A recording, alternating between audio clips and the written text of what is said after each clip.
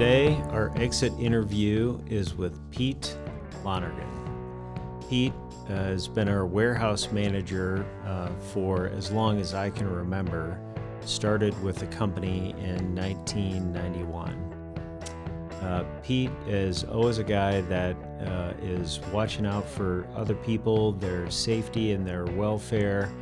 I think you'll likely hear a lot of that today as it relates to his retirement and his exit interview. Just had a party for Pete about a week ago, and it was terrific. A lot of people showed up. It was great to be able to gather in, knock on wood, this post-COVID era. Looking forward to what Pete has to say about his life and career at Story.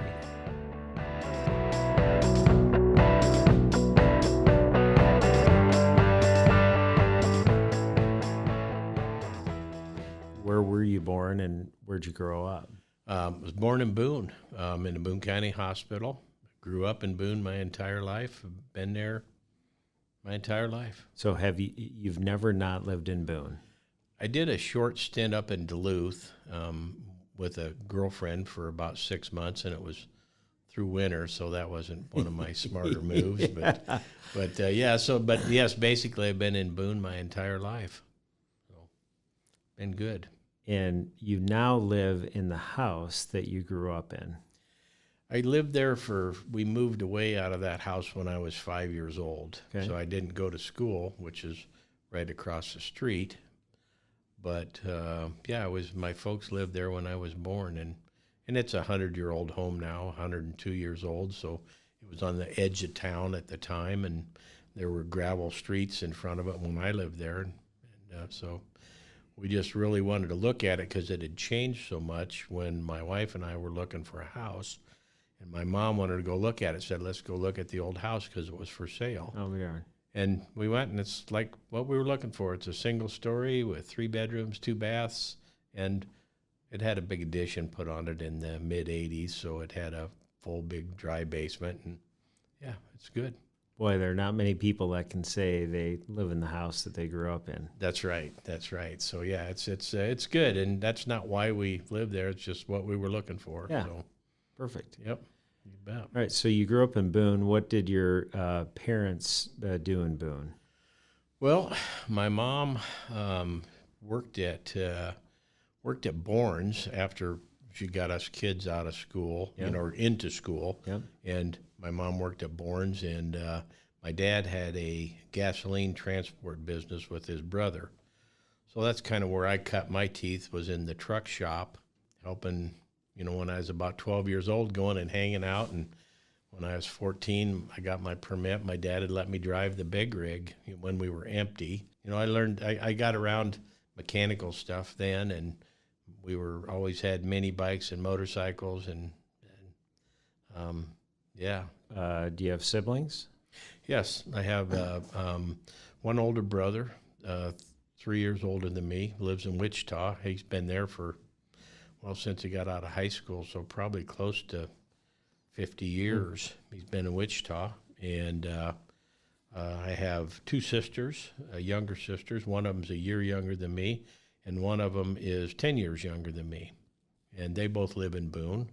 In fact, my sister that's a year younger than me just lives 3 blocks south of me on the same street, and my youngest sister lives in the house that my mom had when she passed away. Between your brother and your youngest sister, that's like 14 years. Yeah, it was kind of a surprise, I think, to the folks. That happens, and so we got to learn how to help take care of little sister when she was home, because my mom had arthritis very bad, back in the day, and she didn't. They didn't have much for treatments then. So when you were growing up, did you play sports? Did you play an instrument? What were the things you did? Wrestled for a couple years in junior high. Figured out that wasn't really my bag, and didn't have an instrument. We hung with my buddies, and we went fishing and rode our bicycles all over town. And I went out and used to visit the hobos out in the hobo camp in the railroad yards, because we lived where I grew up was kind of the east end of town, and it was out by the railroad yards, and the hobos had a camp there behind the sale barn, and so I'd go out and visit with the hobos. Tell me more. I hear that term. Brit is the hobo capital of the world, but It is. so what? Tell me about some of the hobos you met, or what that interaction was like. Well, the one that I remember the most, and there was several that would come through, but there was one that kind of hung around Boone for quite a while, and all I remember is his first name was Zeke.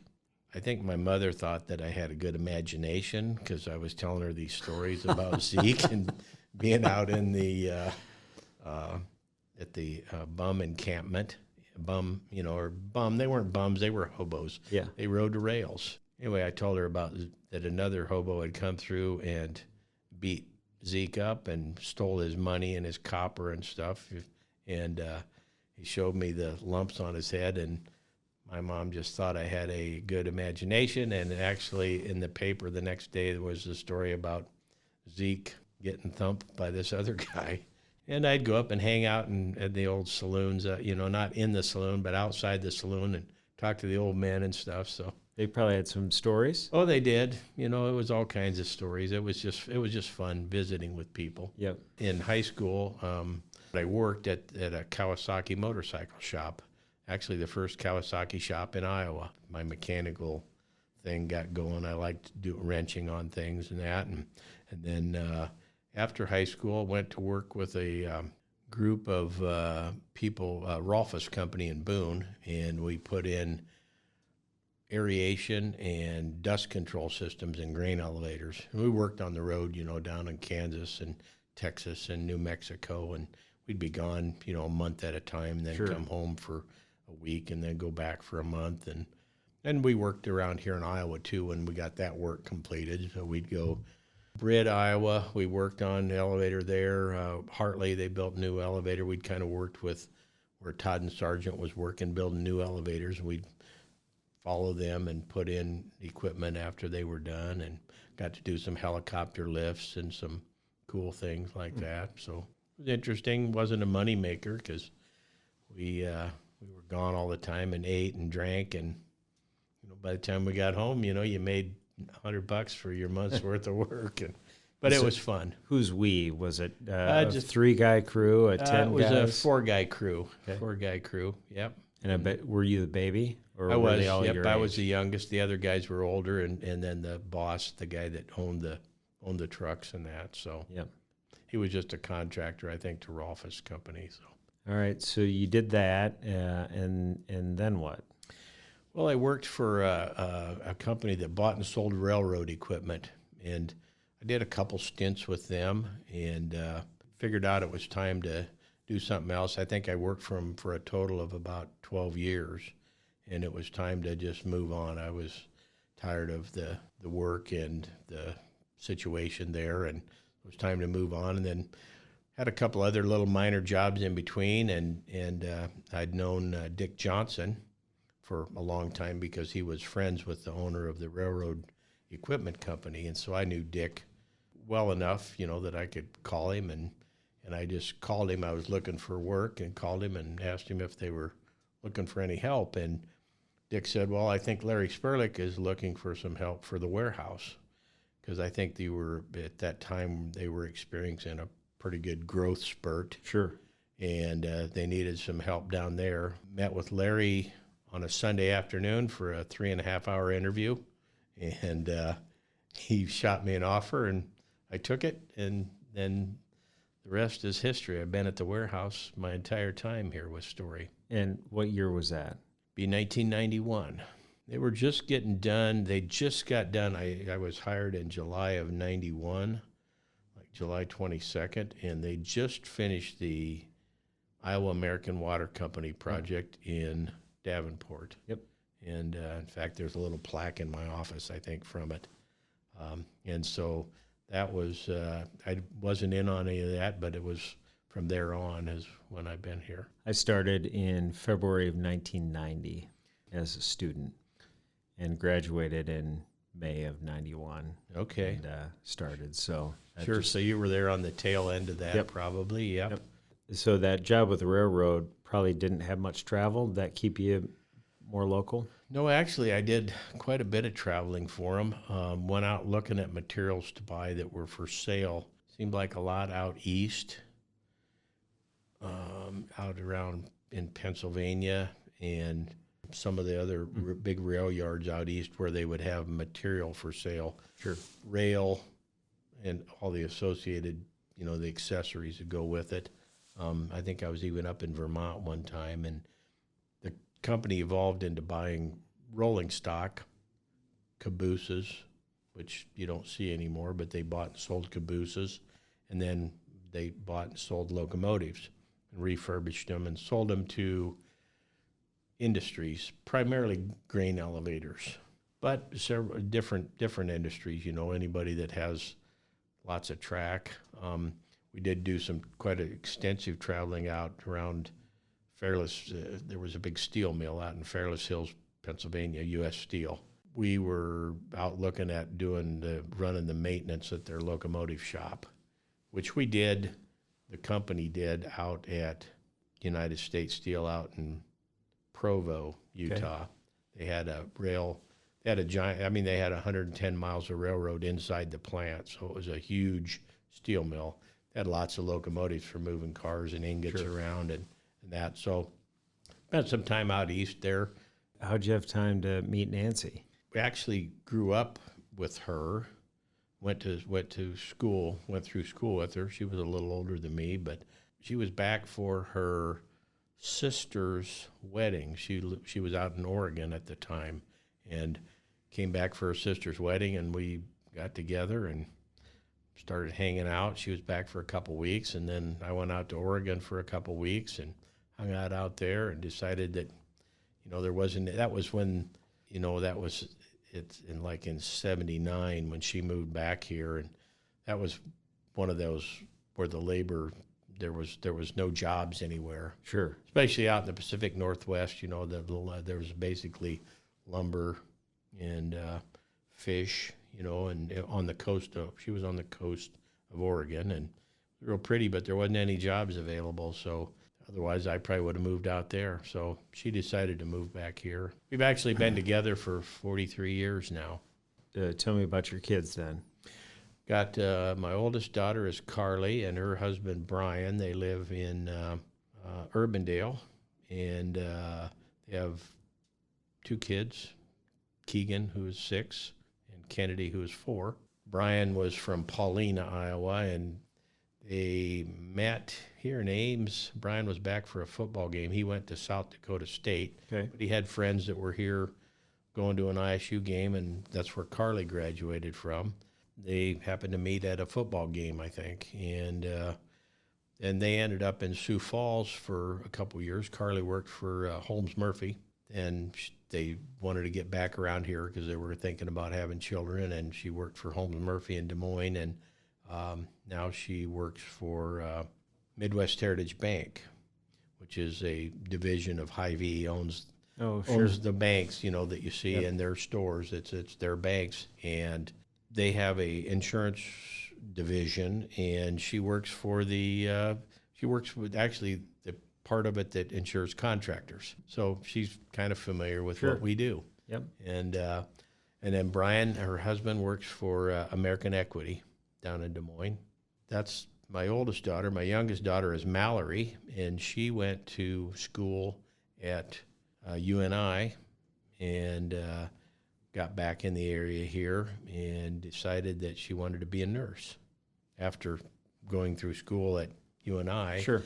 So she is a RN, and she works down at Child Serve, has ever since she's got her nursing degree, and really likes it. In Johnston? In Johnston, right at the main facility there. Yep. So she's actually seen a lot of the story guys over the years at the down doing work, remodeling bathrooms and whatever the small projects works down there about all the time for those guys. So, she's familiar with Wyatt and the crew. All right, so you started in the warehouse. You've seen a lot. What are some memories that you have of projects or stormy weather, or you have to have a few things that left a mark. What left a mark? Oh yeah. Well, I kind of remember. I remember the sheer size of some of the projects. Like the Iowa City wastewater plant was a massive job. I think the biggest job that I remember being at that time or early on in my career was probably the St. Joseph, Missouri American Water Company plant that we built down there. It seemed like we had maybe 6 cranes down there and a tower crane, and it was a huge project. There's been so many projects. I think the very first one I worked on that we went and did something with, maybe the first day I was working there, was a church out in Campus Town where Kenny Thompson was working up on the steeple, and there was scaffold to pick up. So we went and picked up scaffold from Kenny Thompson.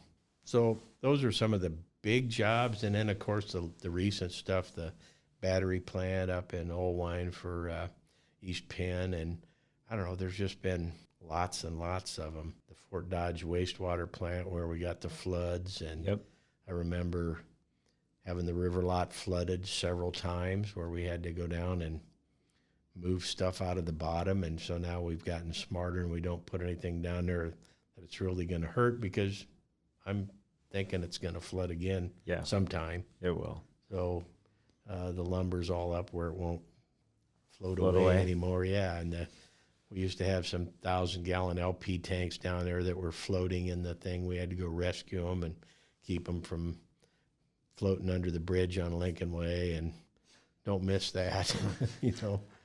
It's pretty wild. How about you've seen some technology advancements in the way of tools, in the way of equipment? What are some of the things, and even from before your story time, because you've been front and center for a lot of that? Well, I think, tools keep evolving, more and more of the cordless stuff, which is just a convenience thing as well as safe, not dragging cords around and cutting cords and tripping over them and stuff. Same kind of basic tools. I mean, there's always new stuff, rebar wire tires, electric ones, cordless ones, and you can tie lots of rebar in a quick period of time. I think the thing that I've seen the biggest, largest improvement technology-wise is safety equipment. When I worked back on the grain elevators right out of high school, we had 0 fall protection equipment. There was none. I mean, there wasn't any. You just didn't have any. So they just told us, make sure you don't fall. Right. When I came to work for Story, we had body belts. You had a belt with a D-ring on it that you hooked to something and hope you didn't fall, because you'd probably turn upside down and fall out of the belt. Yeah. So, I think the fall protection stuff has been the biggest thing that I've seen. OSHA came out with new fall protection standards, and we can't do this, there's no way we can do this. Well, we are doing it. Right. And everybody figured out a way to do it. All the equipment manufacturers figured out ways of doing this stuff, and God, it's just a ton safer than it was. Right. We still have some injuries, and that's really unfortunate. I don't know that it's because of the equipment. I think it's maybe safety culture, or I don't know. If I knew, I'd be a millionaire. That's it. Because nobody would ever get hurt anymore. So I think that's the biggest thing. Of course, cell phones. When I first started, we didn't have any cell phones. Right. There was none. We got one of the first ones that was a big attaché case that was a radio phone that you carried in the semi, and you could get a hold of the driver. But that, and we had landlines at all the job sites. We don't have landlines at job sites anymore. It's all digital. That's just the coolest thing ever. We don't send a plan rack out anymore. We used to have 30 of them. Yep. We don't send any out anymore because it's all digital. Where are those plan racks? Do we still have them? We still have a couple of them up in the North Ice House up in the balcony, but Roy did some cleaning, and there's not near as many as there used to be. We still occasionally will get a call for them, but it's so much better digital. Well, I certainly think of safety when I think of you. I also think a lot about relationships because you have many of them. So you interact with all of the sites, sometimes in small ways, sometimes in big ways, depending upon what the needs are. You're also an outside face to us, to a lot of people, vendors and suppliers in the industry. And we'd be here for a couple, 3 days if you recounted all the relationships. But maybe what are some of the big impact ones on you, either inside the company and or outside the company? The relationships I've had outside the company have been probably like with our vendors like Star Equipment. Right. Max Bowman started that. I think we were one of the big reasons that Max moved to Ames here. I'm not sure of that, but it was great. It's a family-owned construction equipment business that's Right. just done phenomenal. And you still have 3 Bowman boys involved in it, and their kids are involved as well. Logan Contractor Supply, we've done work for them, and we buy some equipment from them and supplies from them. And there again, it's a locally owned family business, and not unlike Story, it's Story's employee owned. These businesses are family owned, and I just seem to have a lot more personal touch with those folks than you Right. do with the national dealers, and you can go to them with issues, and they're really interested in taking care of issues that you have, and becoming good partners. They know if they take good care of you, you're not going to look anywhere else for your equipment. You could buy it cheaper, but maybe online. But do you want to be at the head of the line when it comes to repairs, or at the Right. back of the line? And so I think the money that you save by going out ends up costing you in the end, and with relationships and everything. So those are probably some of the inside vendors. Right. As far as the inside Story, golly, they've known so many people and that. But I think Larry Sperlich, I learned a lot from Larry. He's probably one of the smartest guys that I think I've ever met. Basically, number one, because he hired me. Yes. But Genius. yeah, but really, Larry, was very articulate, and I learned a lot of things about how to analyze things from Larry, which I didn't really have a lot of experience doing. Sure. But I watched him, and he threw the ball in my court and let me run with it, and so it was good. When the major ownership changed, when Dick and Larry and Norm all, got retired kind of, or stepped back, then it was a whole new thing. But it's been a good thing. I was a little scared, new young owners coming in, but heck, it's been great. It's just been fantastic. Yeah. Yeah. That I remember that time too, and I'd say everybody was very supportive, but you could tell there was some anxiety because Dick and Larry and Norm had really been the face and leadership of the company for a long time. Yeah, they had, and I'd known Dick, like I say, before I even worked at Story, and Dick is probably one of the nicest, if not the nicest guy that I've ever met. He was just a genuine good guy. I've never run across anybody that had anything bad to say about him. He was just a peach, just a great guy. Agreed.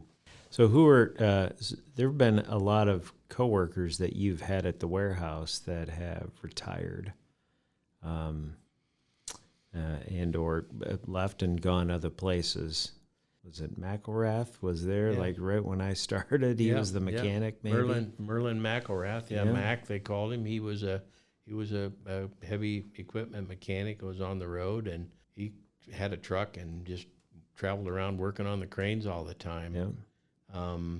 Then in the mechanic area too, we had Everett DeMoss, and Everett, I learned a lot of mechanic stuff from Everett. He was really a smart guy when it came to, telling me how to heat things with a torch, and you heat it here and not there, and then that's how you're going to get that bushing pressed out when it starts cooling down to this, about this much. That's when the time, because the housing will still be swelled up from the heat, but the bushing will be cooling off enough where you can get it out. And Yeah. just things like that I learned from Everett. Mechanic-wise, he was a good guy. I just learned over the years, I think I've learned just so much from all of our superintendents by listening, because I didn't really know anything about general construction at all before I worked here, and just read parts books and read things about scaffolding and shoring and all the stuff that we have at the warehouse, plus talking to the superintendents and paying attention to them and listening to them, because we have a really just a whole plethora and with all different kinds of knowledge. Yep.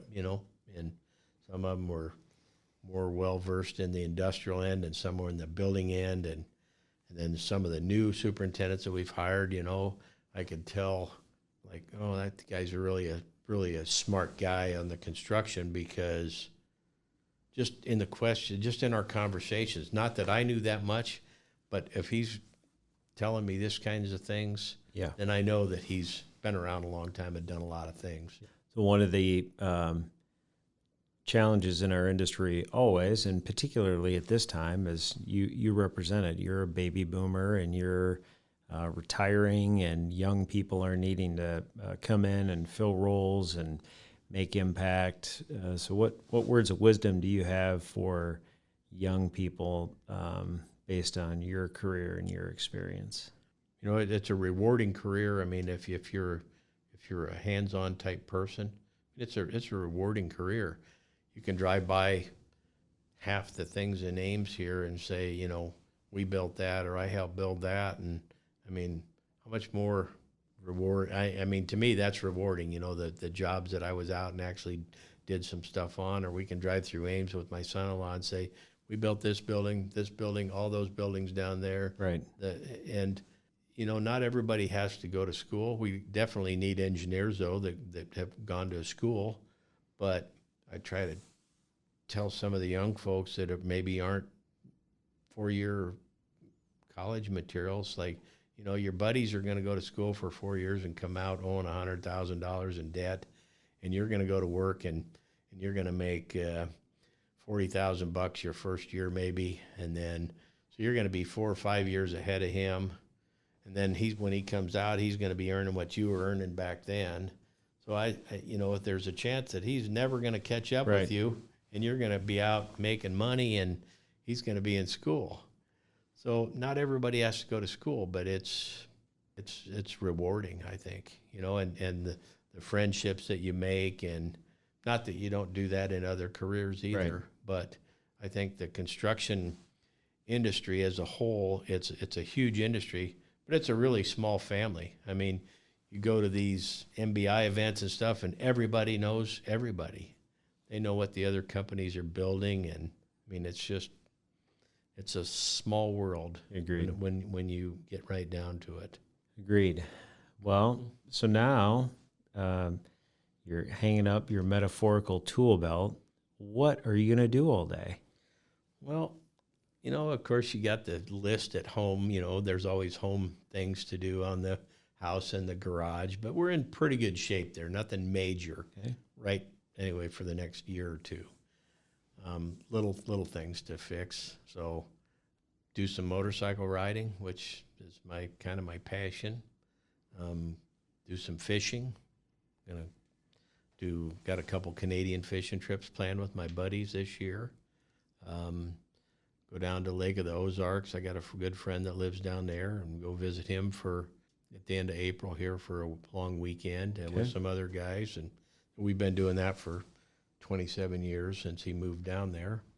And then a motorcycle trip, I've got a good friend that lives up in north of Winnipeg, up in Manitoba, that came down and saw me in 19, and then COVID hit, and I couldn't get up there in 20 or 21, so he says the bed is still made, and I still have cold beer in the refrigerator, so it's your turn to come up here. So It's a guy that I met in Sturgis. The last time I saw him was 1981.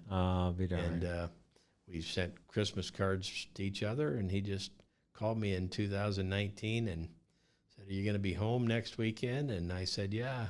He said, "Well, I'm coming to see you." I said, "Perfect." And we started talking like it was yesterday that we just stopped our conversation, not 38 years. Be darned. It was incredible. It's just fun. And I've been keeping in touch here through the COVID stuff to see how the craziness has been going up Sure. in Canada, and same way down here. He calls me to see how crazy things are, and so yeah, it's good. I'll look forward to relaxing a little bit. So those are the kind of the fun things, and then my wife and I plan on doing a little traveling. Don't have any huge destinations or anything yet, but and then lots of grandkid things, t-ball games and soccer games and whatever sport they decide to play in. You know, we're only 45 minutes away, so we get to see them about once a week anyway.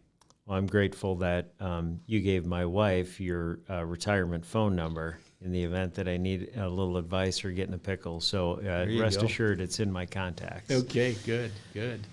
You bet. So on that ride to Winnipeg, will you ride the whole way or will you trailer? No, my bike has never been on a trailer in its life, so it's not going to start now. I've got a bike, it's 9 years old, and I've got 50,000 miles on it, so we get to riding quite a bit, and it's and will Nancy go with you, or is that on solo? this trip she will not. She doesn't know about, doesn't really know about that.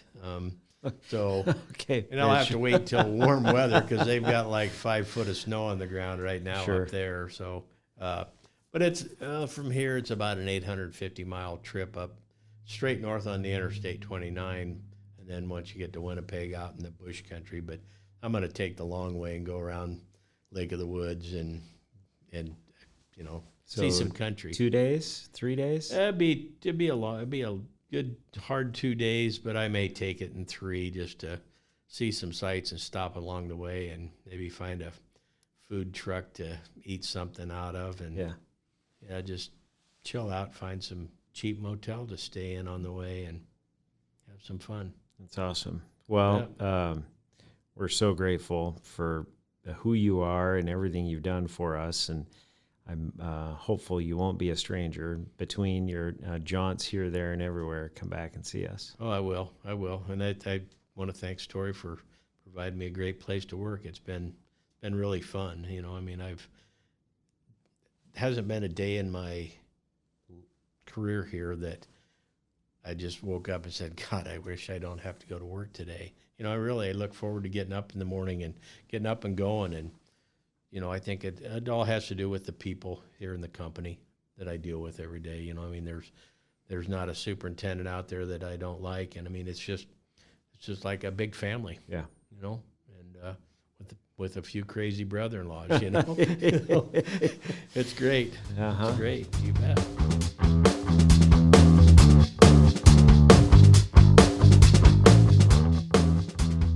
There you have it. You heard it here first from Pistol Pete Lonergan. Born and bred in Boone, and other than a short stint elsewhere, never really left. Boy, interesting career, growing up with mechanical aptitudes and mechanical inclinations that really led to his work from start to finish in his career. We're all better off for having known Pete and for having him on the team, and we wish him all the best and success in his retirement on his motorcycle and fishing. Go get him, Pete.